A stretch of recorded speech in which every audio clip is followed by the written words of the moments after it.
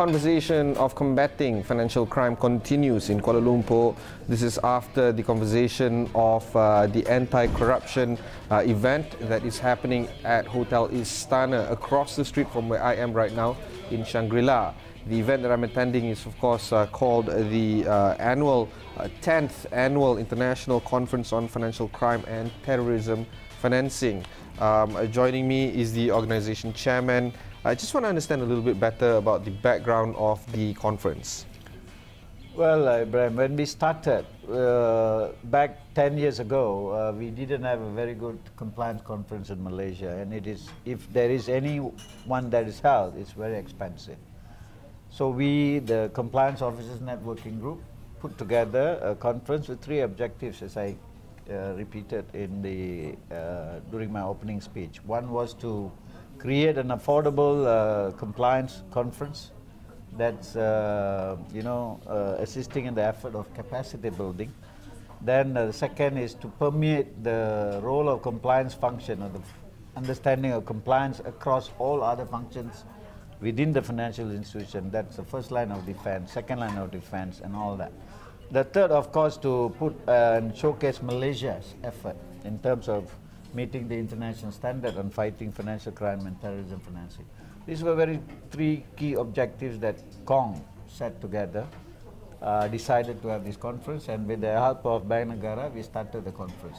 Kong, of course, is the Compliance Officers Networking Group, to which you are the chairman currently.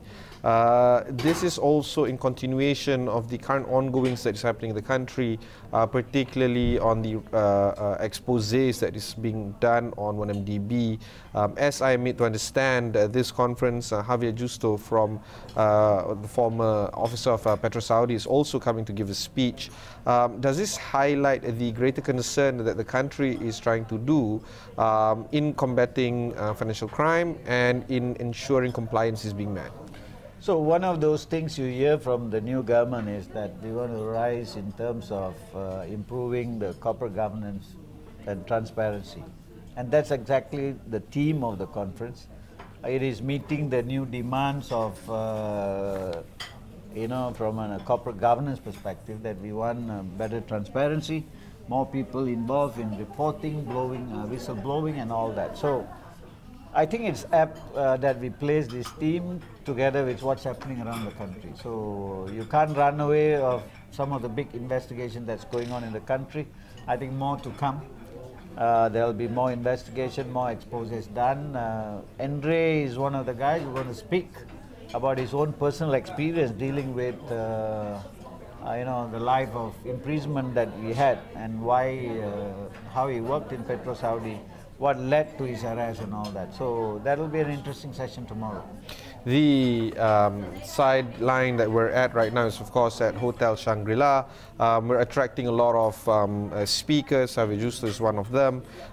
During the opening speech, after you gave your speech, were 2 keynote speeches that were given. One by the governor of Bank Negara. We'll get to that in a bit. But I just want to touch a little bit on what the other keynote speech was, which was given by Tan Sri Abu Qasim Muhammad, the former commissioner of MECC. Currently is the DG of the National Centre for Governance, Integrity and Anti-Corruption, or GIACC. He says that political corruption trumps everything else in this country. If the political will is not there in combating political corruption, then there's no hope to be done. And honestly, being a compliance officer yourself, and in the corporate sector in Malaysia, there seems to be a high regard in ensuring compliancy in the corporate sector, in the SME sector. But when we talk about political corruption, that underscores everything, and that goes into the billions of ringgit. Do you think there is a political will to combat political corruption?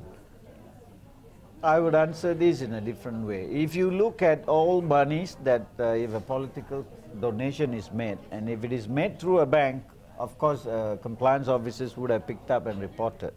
Now the point is, from the time that it gets reported, then it's relayed upon to the enforcement agencies. How it is acted upon is a lot to do with the political will.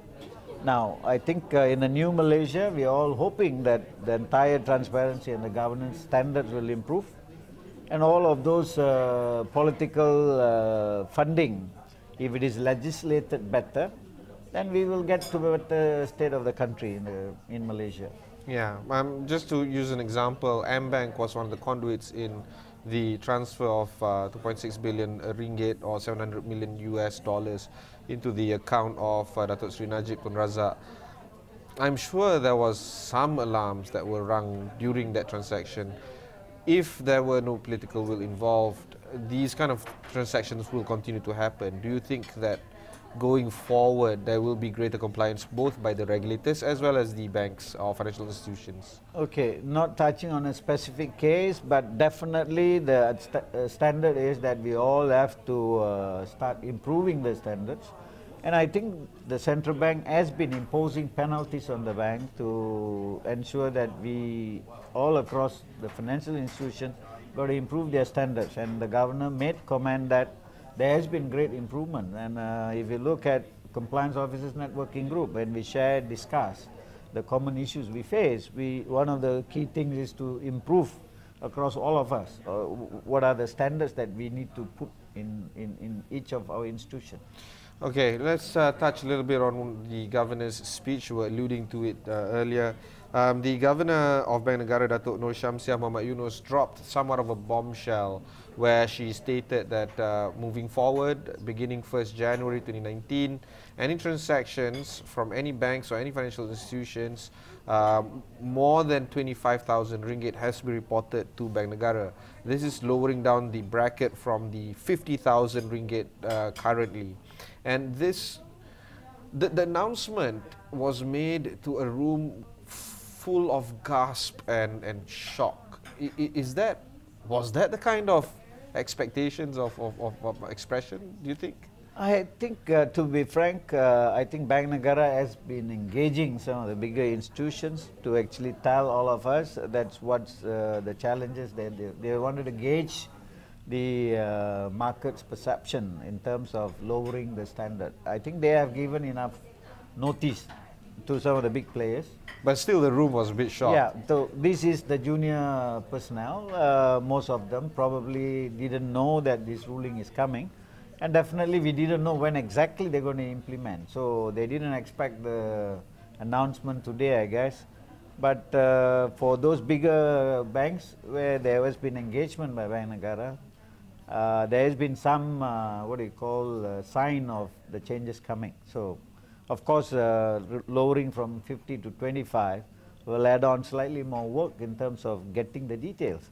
So that's probably one of the worry that the compliance officers were attending the conference felt for a while. A friend of mine, he deals with hijab and other fabric materials. When he heard the news, he said that there's nothing wrong, because I was asking him, prior to this interview, I was asking him whether or not it will impact businesses like his. He said that, tak adalah, it's just the same thing. I'm already dealing with 200 to 300,000 ringgit payment to my suppliers in India and elsewhere. There is no difference to me. So that, at least from the point of view of the, say, traders, they don't see this as an add-on concern. No, I think at the end of the day, this requirement only applies to cash and near cash transactions. So if you are bringing cash of 25,000 and depositing into an account, then the details are taken. If you're a third party, then you have to provide the detail and the purpose of the transaction. Now, as I said, 99.9% of the people are actually legitimate business guys and individuals. We are trying to capture probably the 0.01% who is trying to use the system for laundering and financing of terrorism. Of course, everyone goes through the pain. But that's the only way that you can catch the guys who are trying to use the system by various methods, right? So it's not going to add any more problems to the business guys. Only think because banks do have a measure that those businesses in cash-intensive business, they will be always whitelisted. But the information will be gathered, because if you come on a daily basis, that information is captured on a daily basis. So there's not much of an add-on. Of course, the work on the front line, if it is a third party depositing, they will have to give the detail. But today, most banks already have the measure in place where when you walk in, They take your my card, they insert into a machine, you put a thumbprint, the information get captured, and only add-on they do is the purpose of transaction. And of course, when we talk about terrorism financing and money laundering, yeah, while terrorism financing is also an important element, it's more of money laundering that we're concerned of right now. And you were telling us a little bit of this element just now. Prior to this interview, you had a press conference where you have this conduit, you have these front faces of people doing the business. That individual might not own the business, and it might be a front for something else. Do you think that these kind of measures, you lowering down the amount from 50,000 to 25, the greater awareness of money laundering through media, through conferences such as this, do you think all these efforts can actually address trying to get to the real culprit instead of the front man? I think or front woman, pardon me. The actions has got to be multifaceted. One, of course, lowering the transaction limit for CTR reporting does not necessarily mean you're able to pick up those ultimate beneficial owners who are hiding behind the veil of incorporation. Now, there are various other measures. One of it is definitely the amendments that's coming in, which is in the Companies Act 2016, which will be announced, which will be deliberated in the UBO session tomorrow. We expect SSM to be able to help in terms of providing the registry of records for us to be able to identify the actual ultimate beneficial owner. But as you say, people who want to hide behind the scene will never put their name. In Malaysia, you hear people that this guy is a proxy of someone. How does he become a proxy? Then there is a transfer of form signed and all that, right? So probably to illegalize, criminalize the activity of having a proxy form signed, and that become, on the day of that guy wants to take control of the company, if it is documented any time before, it should be illegal, not treated as a document that to be accepted by SSM. All right. We'll continue on this conversation in our interview with Javier Justo tomorrow on Astro AWANI. But Mr. Maslamani, thank you very much for joining me. Thank you. I've been speaking to V. Maslamani, the Organising Chairman Committee of the IFCTF, or the International Financing Crime and Terrorism Financing Conference, currently happening at Shangri-La. If you want to listen to more of this interview or watch more of these kind of interviews, just head on to awanireview.com or astro.com. That's it from me. Thank you very much and goodbye. Thank you.